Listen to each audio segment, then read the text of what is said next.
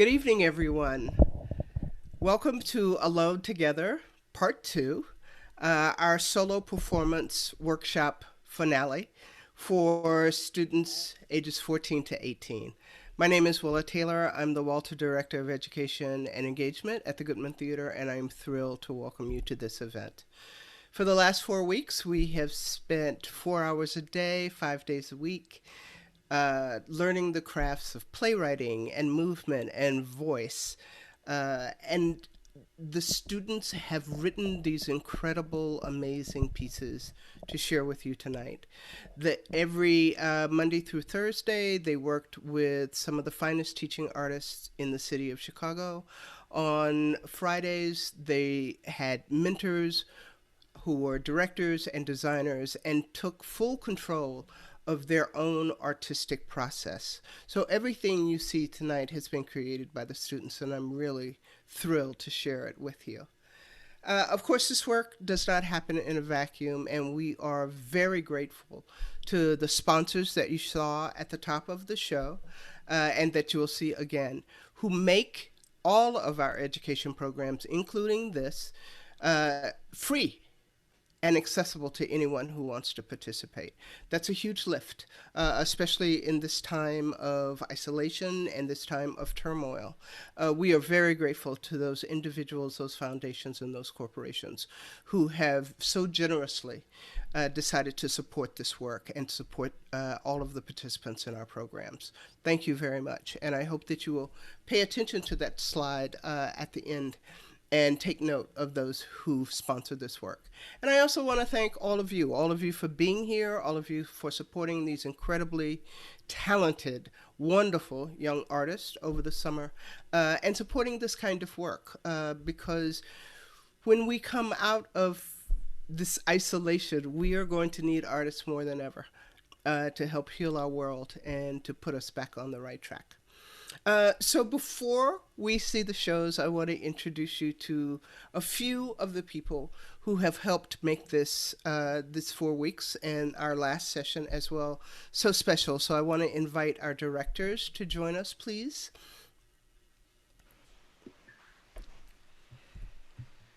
Wardell Julius Clark, Graham Smith, and Tatiana Marie Carlo. Talk about what this 4 weeks has meant to you in working with these young artists. Yeah, well, I'll start.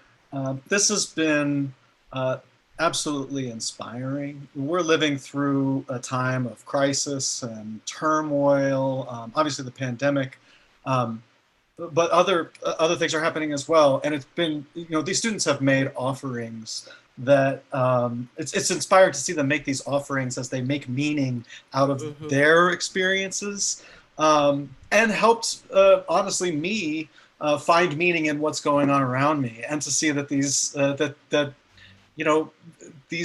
young voices are, they're finding their voice, and it's really exciting to be a part of that. It's exciting to support that, and it's also comforting because it feels like the people that are going to inherit this world and shape the world in the future are they're doing just fine, and they have a lot to teach us. Yeah, that's very true. Tatiana? In a moment when it feels like theater is in this hibernation and hiatus, it challenges what theater can be and the possibilities in the future beyond this pandemic and the reach that theater can have. And it gives me a tremendous amount of hope that something is still happening in the midst of what feels like a lot of chaos. Yeah. And I'm grateful to have their voices. Yeah, absolutely. Wardell?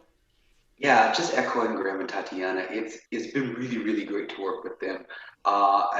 Inspired seems like not enough of a word in the English language to describe the gratitude and like the honor that has been to collaborate with these students. They are some of the brightest minds and most talented young people of the future. And as we work in this pandemic moment, creating new paradigms of ways of working, ways of creating theater. I know me and my colleagues have talked a lot about, this moment and how theater exists in this way to collaborate with them. And I'm so excited for the audience for you all to see these amazing work that, that the teaching artists and the students and our designers and everyone has done. These students are really something special because giving me something deep to hold on to believe in, to have actual hope and optimism in a moment where there doesn't seem to be any left or right. All we have to do is look forward to our young people. So it's been great. Yeah, I absolutely concur with all of that. To think about, how theater will be different when we come back and whether theater will survive. Theater will survive just fine because we have all of these incredible new voices coming in to make meaning and to make a new idea of what theater can be. So we want you to see the work. So let me tell you just a little bit of about how it will work. So each performer will come on. There are two of our performers that will be with us tonight, pre-recorded. Each of the performers' name will show after their performance. That is one of the difficulties of working in Zoom. It is the way that it works. But each performer will be identified. And then at the end, we, of course, will have a curtain call where you'll get to meet each of the students. You'll get to meet the incredible teaching artists that worked with us over the series of 4 weeks, 8 weeks for the total sessions. And, of course, meet the designers and the directors again as well.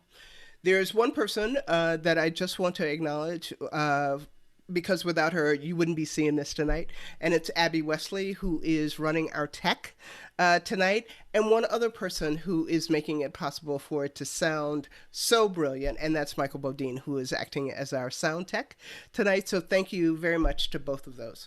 So without further ado, let's get this party started. I'm happy to give you Alone Together Part 2.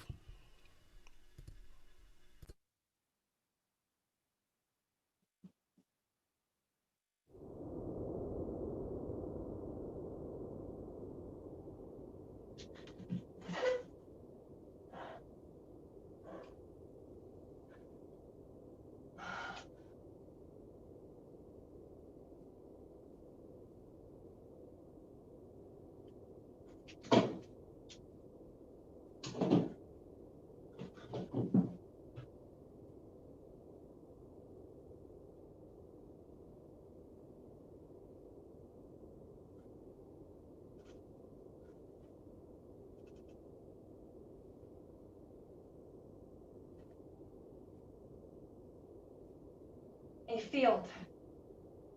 A big field. And I'm talking so big that all you see is grass. And it almost seems impossible for there to be this much fucking grass, like, everywhere. And it makes you wonder, like, has this shit been here forever? Why do we hide it? Well, a big field with sunlight and flowers and bugs.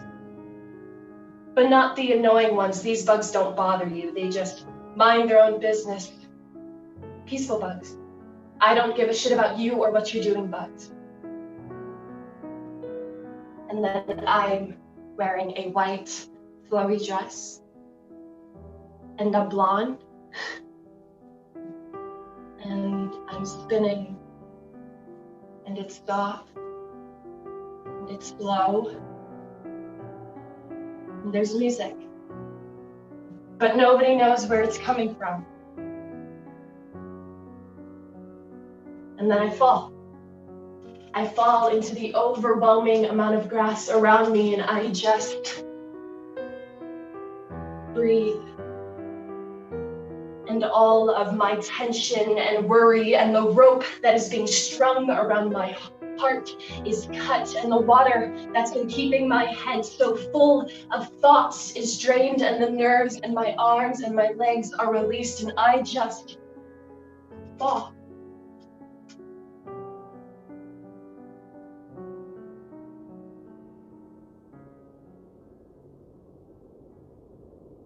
And that is how I die.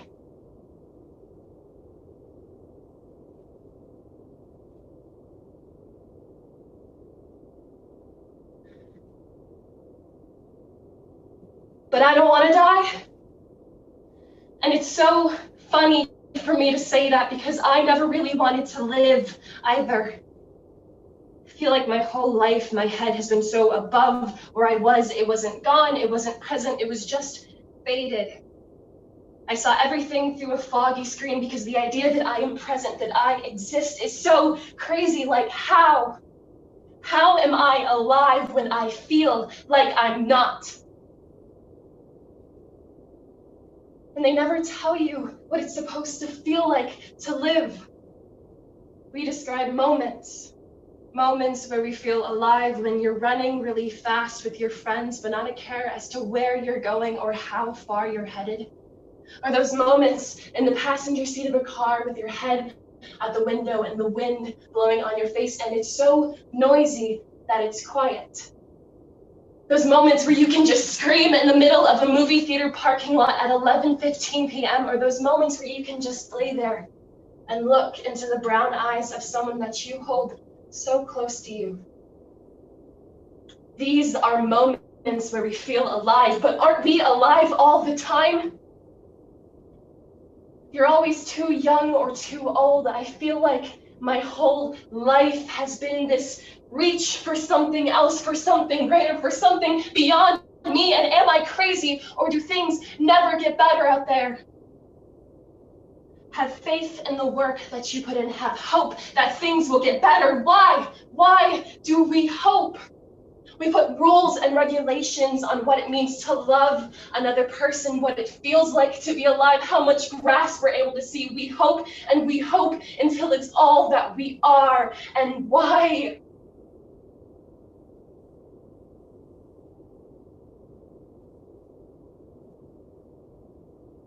We hope because we're scared. And we're scared because if this is it, if this is it, if all I can do is stay here and wonder and question and worry why, then it was all a big waste then, wasn't it?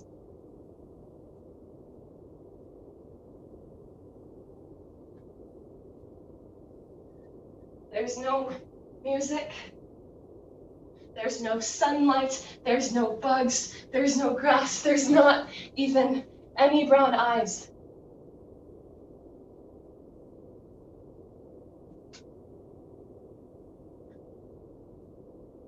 All I have now is hope.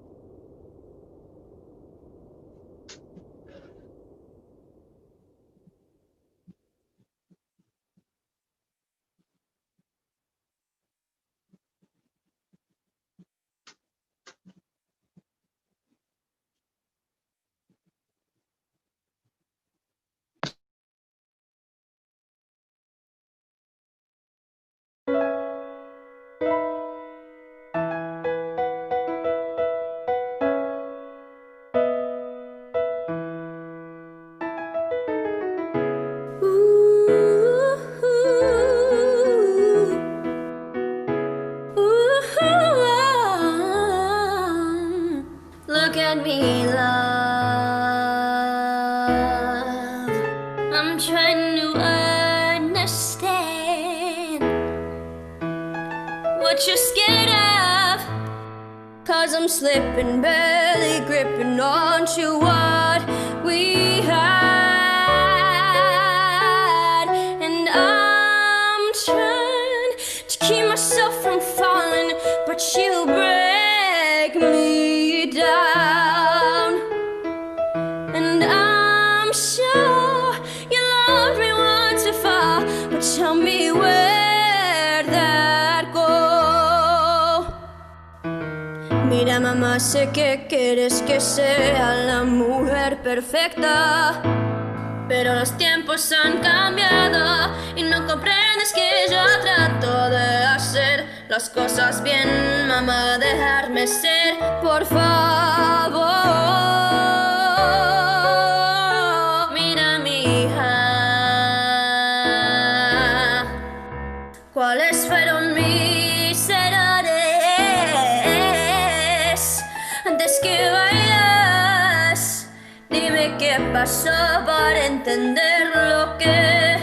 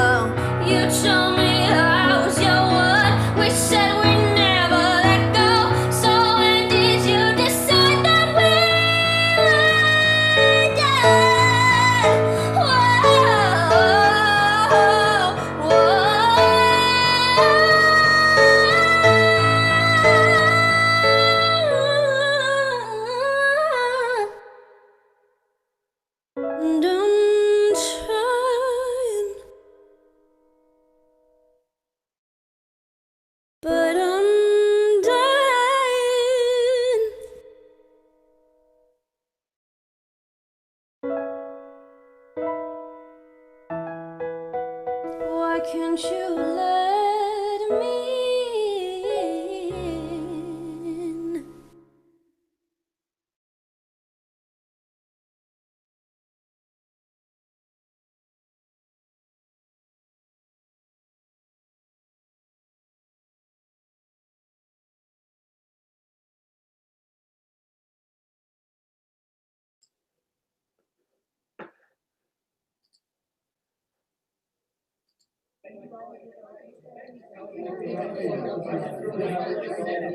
Hey guys. Hey guys. Guys. Everybody just shut up. Okay? I just have something I want to say. Jesus Christ. I am a poet that's about to graduate. And every day I see y'all thinking like it's a day. When I try to explain, y'all think I'm insane. I'm just telling the truth, but y'all don't wanna listen. When you keep on forgetting, we have two pandemics: coronavirus and discrimination. I thought 2020 was gonna be my year until we had our first pandemic, coronavirus. For the past 5 months, I've been living in fear, mainly because the cases keep increasing, and it only happens when you don't wear a mask, don't wash your hands, can't even social distance, and that I can't stand. As it continues, more people get sick, and it got me thinking, who's gonna be next? Will it be my mom? Will it be my dad? Will it be my siblings? Will it be one of y'all? But there is one thing I do know. Everybody get your act together right now. That includes the teacher staff, cause y'all ain't no better. We have to work together, so just hear me out. This case, don't throw away our shot. Teammates, don't throw away our shot. Principal, don't throw away our shot. Classmates, don't throw away our shot. We cannot throw away his shot. We cannot throw away her shot. We cannot throw away their shot. We cannot throw away our shot. We cannot throw away our shot. We cannot throw away our shot. We cannot throw away our shot. After a while, things got better. The cases went down and jobs opened up. Until we noticed our second pandemic: discrimination and racism. More black people got killed by police, and they were George Floyd and Breonna Taylor. But we have seen this before with Trayvon Martin and Laquan McDonald. It really breaks my heart to see my people getting killed. There's so much chaos going on right now. Me and my brother are afraid to leave the house, and every day I see discrimination everywhere. At restaurants, coffee shops, and grocery stores, in movie theaters, music parks, and elementary schools. I even saw it happen in this classroom, and I always hear people saying this common phrase: "Make America great again." Although America was never great, history has shown we always hated others because they were different. So you have to be smarter. So you have to be wiser. So we have to be stronger. So just tell people this: neighbors, don't throw away our shot. Alderman, don't throw away our shot. Mrs. Mayor, don't throw away our shot. Tell the people of Chicago, don't throw away our shot. We cannot throw away his shot. We cannot throw away her shot. We cannot throw away their shot. We cannot throw away our shot. Cause I'm not throwing away my shot. Come on, I wasn't even done yet. Can I still keep going? Come on, man.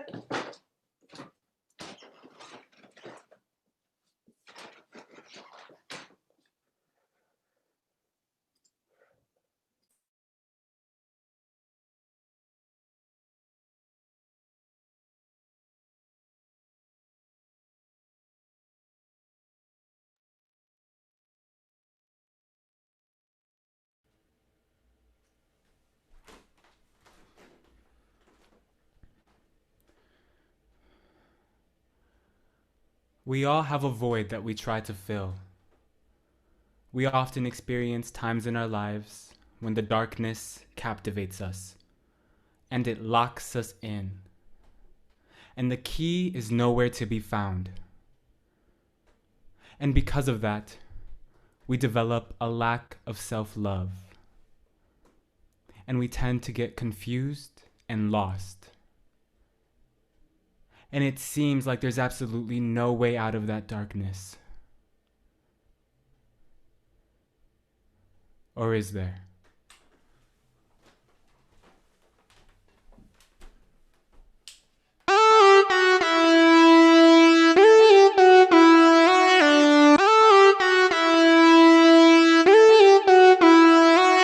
I have heard the whispers of your name, the ghosts come out, they haunt me down. I scream and shout for the things I need, but you don't hear me.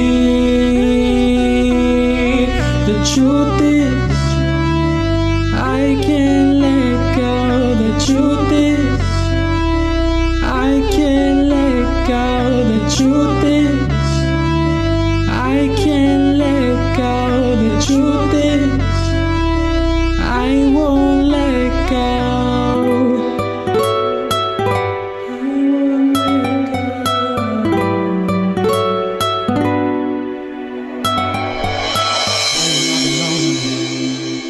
I'm wanting someone to hold me, craving attention, emotional affection. I got way too many thoughts, too tired to express the way I feel.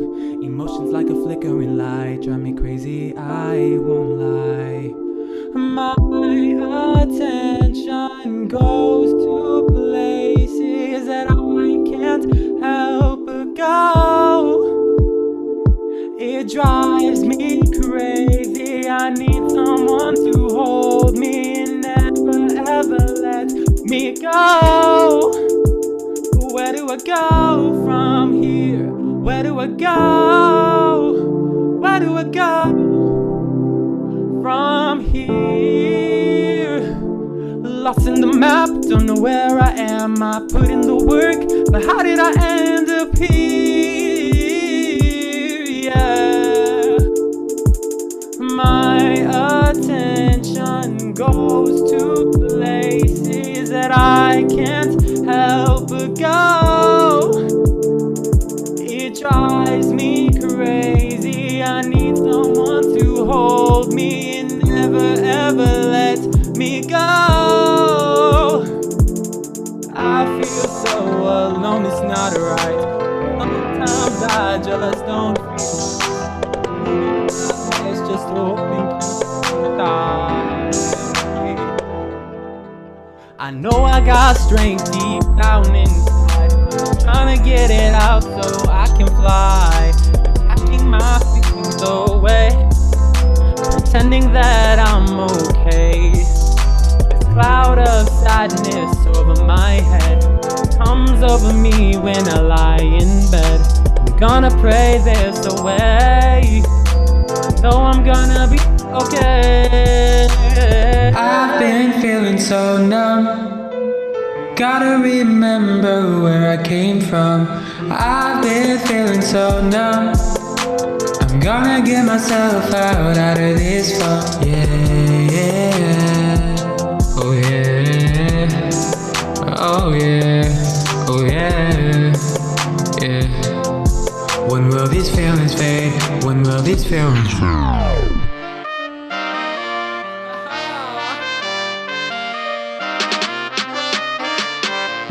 They share my secrets, they hate to keep it. They go around telling the town. I wish I could just keep my secret. If it were up to me, I'd share them when I was ready. But you get scared when the sun comes up. You don't know how to handle yourself. But you get scared when the sun comes up. And you don't know how to handle yourself. Self-control, that's what I know. Just hold on tight or you lose control. It's self-control. That's what I know. I still love my enemies, oh my, but I'm not wasting my energy, oh my, no, oh, oh, oh, oh, oh, oh. Don't you know, yeah, don't you know, yeah, don't you know, yeah, oh yeah, don't you know, yeah, don't you know, yeah, don't you know, yeah, yeah.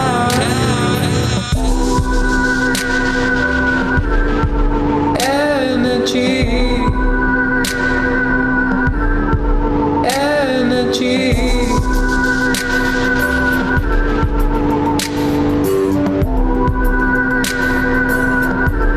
My energy.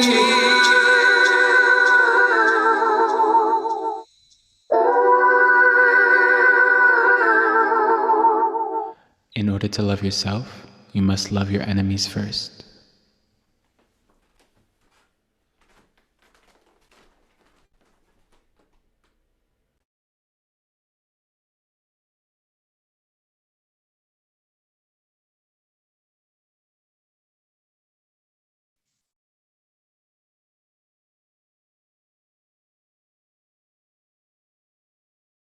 Do I love myself, and why? I mean, I thought the answer was obvious. Well, at least most of it. I don't think I would be here if I loved myself. Like, I didn't ask to come here, but I'm just rambling, and well, I don't know how to answer you.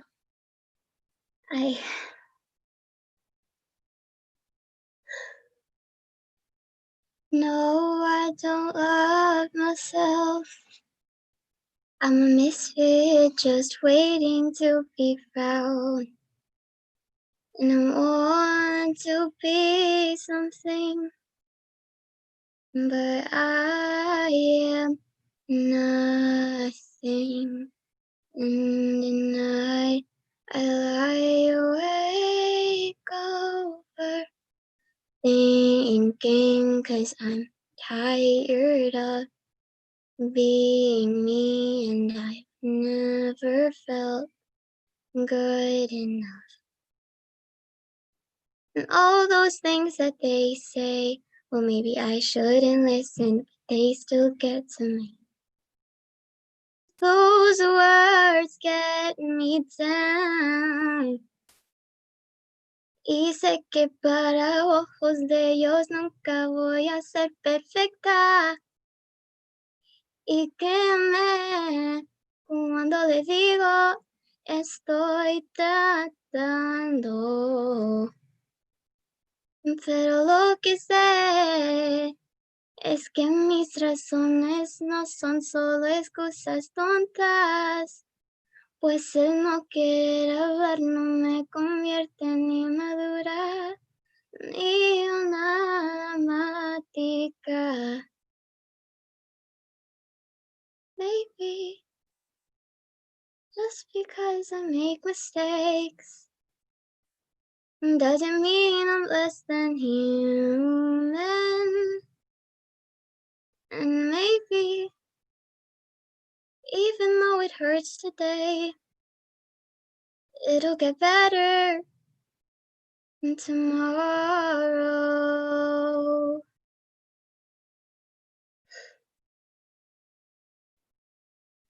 So now, you tell me, after all that, what is this for?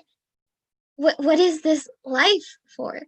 I mean, I've come here because I was forced. Because I got caught. But how is this supposed to make me feel better? Is therapy supposed to be this magical thing that just makes all of my worries go poof? Because revisiting everything, just, it's not gonna take away everything I've been through. I don't like this idea that being sad or depressed makes you damaged goods. I'm a person, not an object. I hear people say that they feel broken, and I find that really sad. But it's also a label I've given myself. And I regret that now.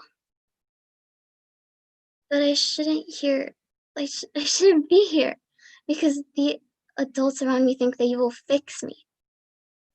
I appreciate you listening, but at the end of the day, this isn't gonna work. Many of my struggles are in a language you don't understand. Talking to someone might help me, but it would have to be on my own terms. Everyone's journey is different, and I'll be taking control of mine. So don't worry about walking me to the door, because I'll see myself out.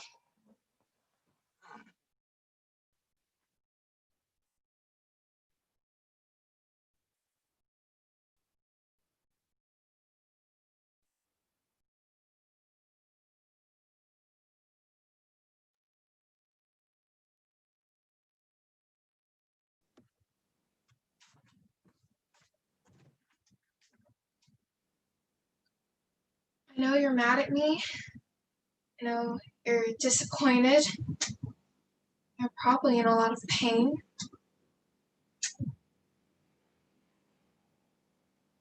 You know, I have never rocked the boat. I always just stayed in the back and been quiet. I've never been seen as somebody interesting or of worth. People in this town, they think that because they see me as an odd, antisocial, unconfident girl, that they can just subjugate me to humiliation and ridicule, just so they can feel better about themselves. It confuses me. I've been here my entire life.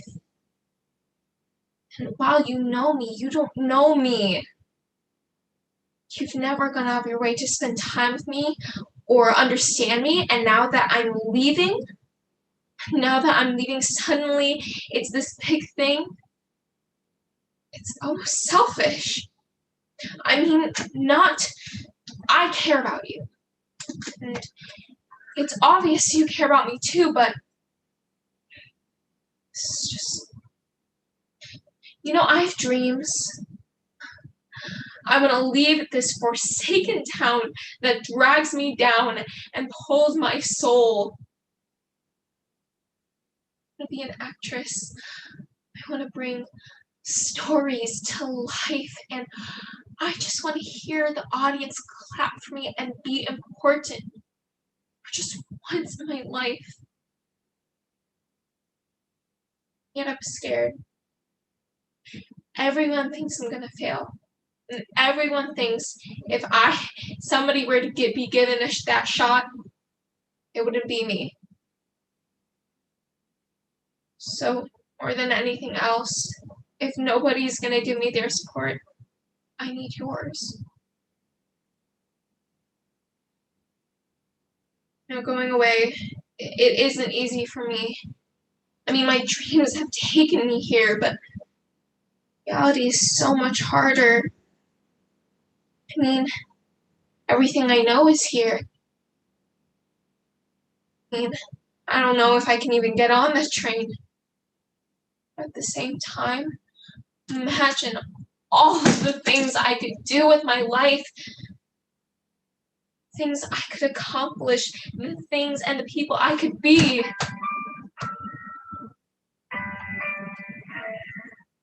I studied all the pictures in the magazines and books. I memorized the subway map too. It's 1 block north to Macy's and 2 to Brothers Brooks. Manhattan, I prepared for you.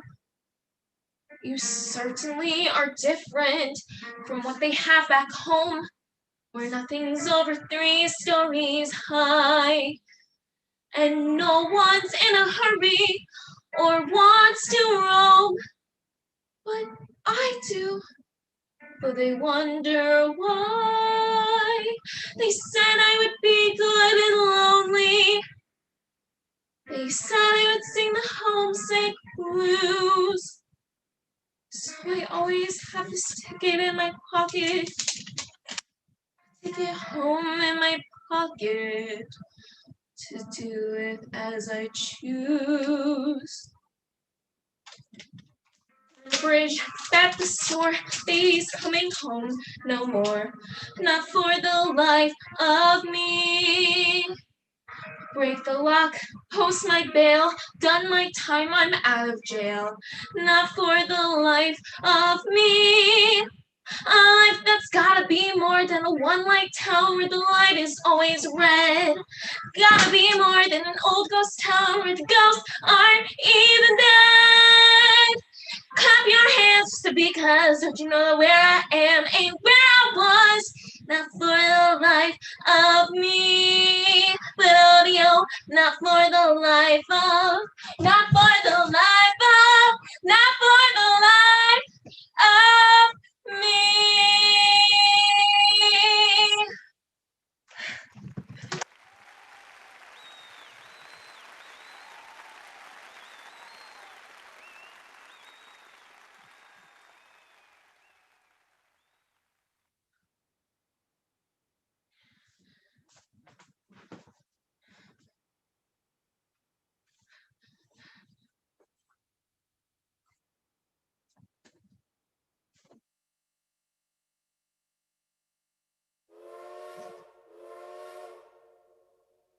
That's the train. I guess see you later then.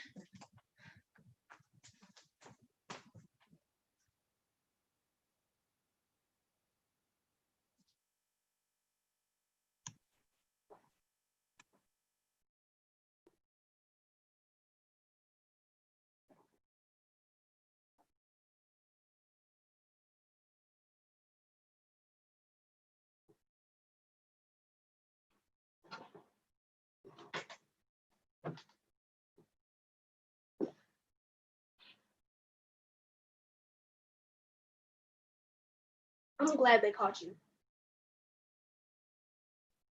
You should be glad they caught you before some other boy on the street did. See, my son is gone, and every day I have to deal with the fact that it's all over for us. No more hugs, no more kisses, no more happy birthdays, no more that goofy smile he always had. You took that all away from me. And seeing my son in a casket was the hardest moment of my life. He was only 22.